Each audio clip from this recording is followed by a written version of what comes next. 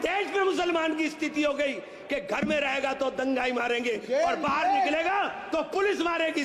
मुझसे पूछा जा रहा है कि 500 साल पहले तुम्हारी मस्जिद थी नहीं थी, ख्वाजा अजमेरी की दरगाह कह रहे नहीं है। हमारे बुजुर्गों को दाढ़ी से नोचा जा रहा है। आज एक इमाम को सिर्फ इसलिए गिरफ्तार कर लिया गया संभल के अंदर कि सिर्फ उन्होंने अजान लाउड स्पीकर से दे दी। संभल में जो हुआ वो सबके सामने है। अस्सलाम वालेकुम। तो दोस्तों, अगर भारत के मुसलमानों ने ये वीडियो नहीं देखी है ना, तो ये समझ लीजिए कि उन्होंने कुछ नहीं देखा है। जी हाँ दोस्तों, असदुद्दीन अवीसी के साथ मिलकर जितने भी मुस्लिम सांसद हैं उन्होंने पूरी पार्लियामेंट को हिला डाला है। जी हाँ दोस्तों, आपको बताता हुआ चलो कि भारत देश के अंदर जो विवाद चल रहा है यानी ख्वाजा गरीब नवाज की अजमेर दरगाह को लेकर और इसी तरह से संभल की शाही जामा मस्जिद को लेकर और इसी तरह से दिल्ली की मस्जिद को लेकर और भी बहुत सारी मस्जिदों को लेकर भारत देश के अंदर ये विवाद किया जा रहा है। जितनी भी मस्जिदें हैं उनको खोदने की बातें की जा रही है, उनके सर्वे करने की इन्हें मांग की जा रही है। इन तमाम मुद्दों को लेकर पार्लियामेंट में असदुद्दीन अवीसी जो कि मुसलमानों के रियल हीरो है, रियल लीडर है, उनके साथ मिलकर और भी जो यानी सांसद है, मुस्लिम सांसद है जैसे इकरा हसन और जियाउर रहमान और भी दूसरे जो सांसद हैं उन्होंने सब ने मिलकर पूरे पार्लियामेंट को हिला डाला है। दोस्तों, मैं आप लोगों को एक एक करके यहाँ पर जितने भी मुस्लिम एमपीज़ हैं, मुस्लिम सांसद हैं, उनकी वीडियो क्लिप दिखाऊंगा जिसमें किस तरह से उन्होंने मुसलमानों के लिए भरी पार्लियामेंट के अंदर आवाज़ उठाई है। सबसे पहले तो मुसलमानों की जो बेबाक आवाज़ है, जो हर आए दिन कहीं पर भी अगर जुल्म होता है, नाइंसाफ़ी होता है, तो सबसे पहले अगर कोई आवाज़ उठाता है तो वो असदुद्दीन अवैसी ही आवाज़ उठाते हैं। तो सबसे पहले असदुद्दीन अवैसी की मैं आप लोगों को वायरल वीडियो दिखाऊंगा जिसमें असदुद्दीन अवैसी ने कहा है कि अगर मैं पार्लियामेंट को खोद दूँ और कोई प्रूफ मस्जिद का यहाँ पर मिल जाए तो क्या मैं इस पूरी पार्लियामेंट को मस्जिद बना दूंगा। तो और भी बहुत सारी बातें इस टाइप की असदुद्दीन अवैसी ने की है। तो आइए सबसे पहले असदुद्दीन अवैसी का ये वीडियो क्लिप देखें। दफा 25 में प्रोफेस कहा गया, आर्टिकल 25 टॉक्स प्रोफेस। सर, आज मेरी बेटियों को गवर्नमेंट के एजुकेशन इदारों में हिजाब पहनने से रोका जा रहा है, तो ये आर्टिकल 25 का प्रोफेस कहां तक कामयाब हुआ, ये अक्लमंद लोगों पर छोड़ता हूं। प्रैक्टिस सर, आर्टिकल 25 में अमल करना। कई रियासतों ने ऐसा कानून बना दिया कि आप ये नहीं खा सकते, आप वो नहीं खा सकते, कैटल स्लॉटर एक्ट का एक्ट बना दिया।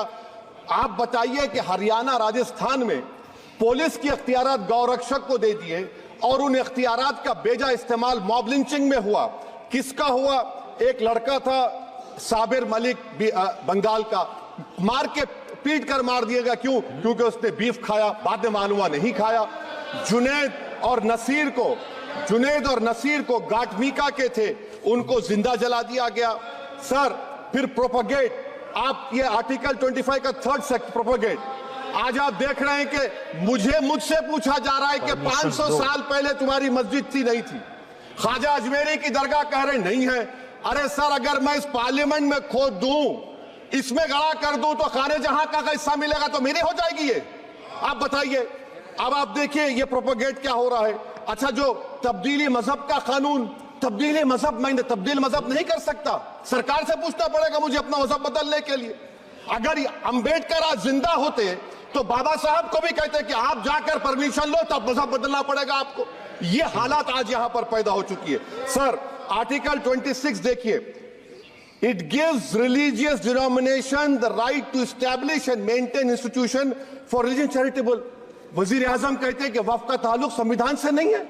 अरे कौन पढ़ा रहा है वजीर आजम को? आर्टिकल 26 पढ़ा लीजिए। आर्टिकल 26 की बात कही गई। मकसद क्या है कि वक्फ की जायदादों को अक्सरियती तबके के लिए छीन कर दे दिया जाए। आप अपनी ताकत की बुनियाद पर छीनना चाह रहे। सर, दफा 29 पे आ जाइए, आर्टिकल 29। लैंग्वेज का, जबान का तहफ्फुज है, उर्दू को खत्म कर दिया गया। वो उर्दू जिसके हमारे मुजाहिदीन आजादी ने नारा दिया था, इनकलाब जिंदाबाद का, उस जबान को आप खत्म कर रहे हैं। कल्चर, आप कल्चर की बात इनसे पूछ लीजिए, वो बोलेंगे नहीं, हमारा जो कल्चरल नेशनलिज्म है वो कल्चरल नेशनलिज्म नहीं है बीजेपी का, वो कल्चरल नेशनलिज्म आलाजाद का हिंदुत्व का नेशनलिज्म है, जो भारत के इंडियन नेशनलिज्म से बिल्कुल मुख्तलिफ है। सर अब आप आ जाइए, सर आर्टिकल 30 पे आ जाइए, सर आर्टिकल 30 पे आ जाइए। सर आर्टिकल 30 में माइनॉरिटीज को राइट दिया गया, this house has passed a law in 1981 to give minority AMU.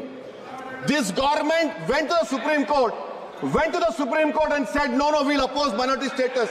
This house voice was suppressed in the Supreme Court, sir. That is why I say that the executive has argued contrary to the parliament, sir. तो जी हाँ दोस्तों, आप लोगों ने असदुद्दीन अवैसी की ये powerful speech parliament के अंदर देखी है, किस तरह से उन्होंने मुसलमानों के लिए और जो मस्जिदों को लेकर विवाद किया जा रहा है उन तमाम मुद्दों को पार्लियामेंट के अंदर उठाया है। अब आइए इसी तरह से मुस्लिम सांसद जो जियाउर रहमान है उनकी भी ये वीडियो क्लिप देख लीजिए। गया मैं पूछना चाहता हूं माननीय सभापति जी, मैं सांसद हूं, मैं अपने मुकदमे का, मैंने कहा था मुझे डर नहीं है, मेरे खिलाफ मुकदमा लिखा गया, मैं वहां मौजूद नहीं था, और ये मुकदमा जो हमारे चाहे विपक्ष के सांसद हो या सत्ता पक्ष के सांसद हो, आप याद रखिए जनता की आवाज हो, जनता के बीच में जाकर के आपके जवाबदेही बनती है, और मैंने अपनी जनता की आवाज को उठाने का काम किया, तो क्या गलत किया था माननीय सभापति जी? सिर्फ इस बुनियाद पे मुकदमा लीजिए गया। आज मैं आपको बताना पॉइंट पे बोल रहा हूँ, संविधान पर ही बोल रहा हूँ माननीय सभापति जी।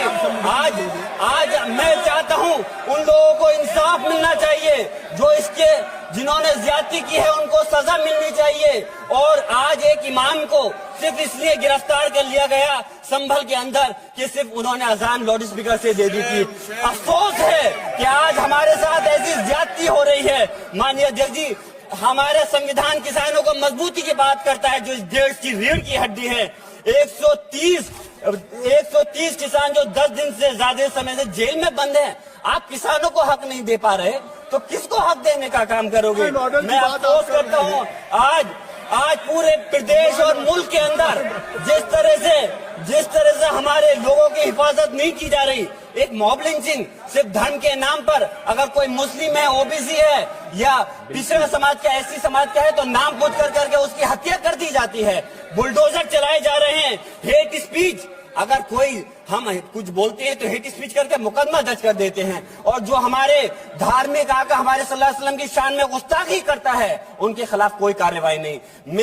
मेरे पास समय कम है, इसलिए तेजी के साथ में मुझे बोलना पड़ रहा है। माननीय सभापति महोदय जी, ये सवाल बंटवारे का नहीं, बल्कि हम वक्तों के लिए, जिनका जमीर मर गया है उनके जमीर को जिंदा करने के लिए है। हम चाहते हैं इस देश की आजादी, हमारी देश की, सभापति जी बस मैं अपनी बात खत्म कर रहा हूँ, 1 मिनट।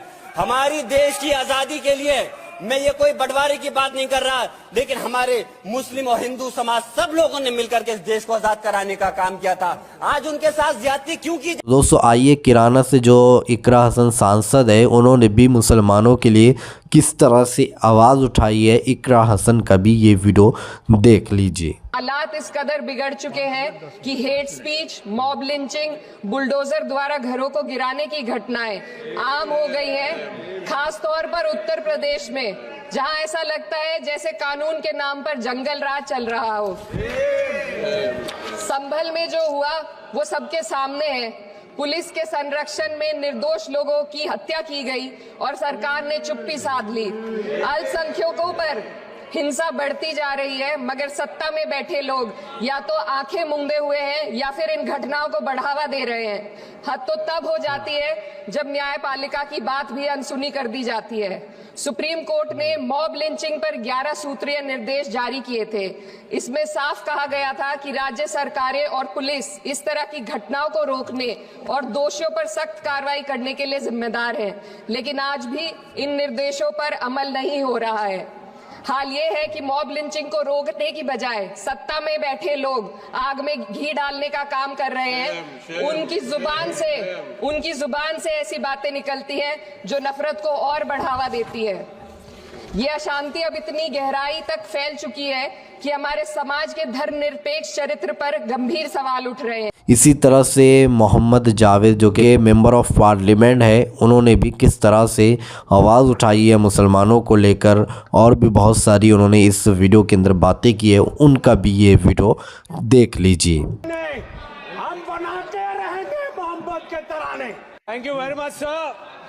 मैं डॉक्टर जावेद, आपने नाम लिया, मैं हिंदुस्तान का एक प्राउड मुस्लिम हूँ और मुझे शुक्र है कि बाबा साहब अम्बेडकर ने और हमारे पूर्वजों ने एक बेहतरीन तोहफा दिया है, और वो तोहफा है कॉन्स्टिट्यूशन ऑफ इंडिया, जिसके वजह से आज हम अपने आप को महसूस समझते हैं, महफूज समझते हैं। लेकिन जो ये मौजूदा सरकार पिछले 10 सालों से चल रही है, हमारे साथियों के साथ जो अन्याय हो रहा है वो बर्दाश्त के काबिल नहीं है। आज हमसे डिस्क्रिमिनेट किया जा रहा है, हमारे लोगों को पब्लिकली अब्यूज किया जा रहा है, हमारे साथ लिंचिंग की जा रही है, मारा जा रहा है, हमारे बुजुर्गों को दाढ़ी से नोचा जा रहा है, हमारे लोगों को नमाज पढ़ते हुए लात मारी जा रही है, हमारी जमीनों को छीनी जा रही है, हमारी दरगाहों पे कब्जा की जा रही है, हमारे बच्चों से एक ऐसा शब्द बुलवाना चाहते हैं जो नहीं बोलते, और नहीं बोलने के कारण उस पर अत्याचार होता है। ये आज का हिंदुस्तान है इनके सामने, इनके चलाते हुए, जिसका हम विरोध करते हैं। और सर वही नहीं, पिछले कुछ दिनों में 686 स्पीचेस हुए। आपको जान के ताजुब होगा सर। किसको लात मारा आप बताए, तथ्य दीजिए, किसको कहा लात मारा, तथ्य दीजिए। हम देंगे सर। नमाज पढ़ते वक्त दुनिया ने देखा, ताजुब है आप छुप गए देखने के लिए। सर 686 हेट क्राइम्स हुए हैं पिछले वारदात, लेकिन उनमें से हेट मॉन्गर्स के खिलाफ कुछ भी नहीं किया इस मौजूदा सरकार ने। और किसके खिलाफ कर रहे हैं कार्रवाई? उनके खिलाफ जो विसल ब्लोअर हैं, उनके खिलाफ जो न्यूज देते हैं, सोशल मीडिया कहता है। मीडिया तो बिका हुआ, हम सब जानते हैं, इन्हीं के कंट्रोल में है। लेकिन और सर आप कंटिन्यू करो। वो चलाते रहे हमारे आशियाने। Sir we are together in JPC. वो चलाते रहे हमारे आशियाने, हम बनाते रहेंगे मोहब्बत के तराने। बनने वाले और संविधान को अपने सीने से लगाने वाले हैं। किसी के लिए एक किताब हो सकती है, लेकिन हमारे लिए तो एक पवित्र ग्रंथ है। इसी ग्रंथ के माध्यम से हमें देश के अंदर बराबरी का अधिकार मिला। मान्यवर 2 मिनट। इसी ग्रंथ के माध्यम से हमें अधिकार मिला। आज हमारे अधिकारों के ऊपर कुठाराघात हो रहा है। वक्फ के नाम के ऊपर, वक्फ के नाम पे हमारी संपत्ति छीनने की साजिश की जा रही है। आज हमें पूरे तरीके से जगदम्बिका पाल साहब ने हमारे माननीय नहीं अभी बैठो सुनो, सुनना भी रखो। वक्फ के नाम के ऊपर हमारी प्रॉपर्टी छीनने की साजिश की जा रही है। वक्फ कानून ला करके सारी प्रॉपर्टी हड़पना चाहते हैं। आज पूरे देश के अंदर एक नफरत का माहौल हमारे खिलाफ खड़ा किया जा रहा है। संभल की घटना हो या बहराइच की घटना हो, आज देश में मुसलमान की स्थिति हो गई कि घर में रहेगा तो दंगाई मारेंगे और बाहर निकलेगा तो पुलिस मारेगी। साथ मैं आपसे कहना चाहता हूँ, बस बहराइच में यही हुआ, संभल में यही हुआ। आज सीधे गोली मारी जाती है। हमारी जान की कीमत आज समझने को कोई तैयार नहीं। मैं आपसे कहना चाहता हूं मान्यवर कि आज जिस प्रकार से इन तमाम संवैधानिक संस्थाओं का दुरुपयोग हो रहा है, एक सबसे बड़ा उदाहरण मनोज परमार नाम का आदमी जो कारोबारी था, उसके बच्चों ने राहुल जी को उनकी यात्रा के अंदर भारत जोड़ो यात्रा में गुल्लक दी। उसके घर पर ईडी की रेड हुई, उसने सुसाइड किया, अपनी पत्नी के साथ सुसाइड किया और सुसाइड नोट में लिखा कि ईडी के अधिकारी ने उसके कंधे पर पैर रखकर कहा कि तुम भाजपा ज्वाइन कर लो, प्लीज तुम भाजपा ज्वाइन कर लो। मैं कंक्लूड कर रहा हूं सर, तुम भाजपा ज्वाइन कर लो, तुम्हारी जान बच जाएगी। आज ईडी और सीबीआई का इस्तेमाल हमें डराने के लिए होगा। आज ईडी और सीबीआई का इस्तेमाल इन तमाम आवाजों को चुप करने के लिए होगा। ये संविधान के इस पावन मौके पर जब हम संविधान के पर चर्चा कर रहे हैं तो हम तमाम इस संविधान की चर्चा में कहना चाहता हूं कि संविधान। जी हाँ दोस्तों, आप लोगों ने असदुद्दीन अवैसी के साथ साथ जितने भी मुस्लिम सांसद हैं उन सब की वीडियो क्लिप देखी और सारी बातें आप लोगों ने सुनी है, किस तरह से असदुद्दीन अवैसी और जितने भी मुस्लिम सांसद हैं उन्होंने जो हमारे भारत देश के अंदर आज जो कुछ भी हो रहा है उन सब को लेकर आवाज़ उठाई है। दोस्तों ये वीडियो देखने के बाद अब आप क्या कहना चाहोगे तो कमेंट में अपनी राय लाजमी बताइएगा। तो चलिए दोस्तों, इसी तरह की इन्फॉर्मेशन लेकर आपकी खिदमत में हाजिर होंगे। जब तक अपना ख्याल रखिए, शुक्रिया।